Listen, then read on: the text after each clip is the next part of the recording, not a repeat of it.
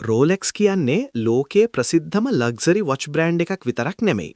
ඒක ගුණාත්මක භාවය, කැපවීම සහ සාර්ථකත්වයේ සංකේතයක්.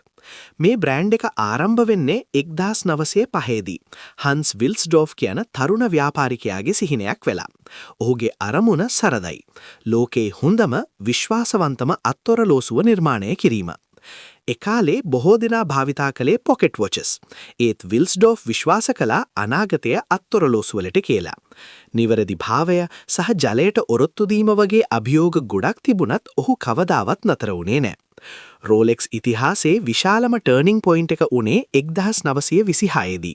ඔයිස්ටර් කියන ලෝකේ පළමු වෝටර්ප්‍රූෆ් ඔරලෝසුව හඳුන්වා දීම. ඒක සනාථ කරන්න ස්විමර් මර්සිඩීස් ග්ලයිඩ්ස් එය පැලඳගෙන ඉංග්ලිෂ් චැනල් එක තරණය කළා. ඔරලෝසුව තවමත් සම්පූර්ණයෙන්ම ක්‍රියා කළා. ඒ සාර්ථකත්වය අපිට කියලා දෙන්නේ එක ලෙසන් එකක්. ගුණාත්මක භාවයට කවදාවත් කොම්ප්‍රොමයිස් කරන්න එපා. ඉක්මන් සාර්ථකත්වය පසුපස නොයන්න. කන්සිස්ටන්සි, ඉනෝවේෂන් සහ පේෂන්ස් තිබ්බොත් සාමාන්‍ය සිහිනයක් වුවත් අසාමාන්‍ය යථාර්ථයක් වෙනවා. ඒ නිසා මතක තියාගන්න, වෙලාව බලන ඔරලෝසුවක් විතරක් දාන්න එපා. ඔයාගේ වෙලාව ඔයාම නිර්මාණය කරන්න.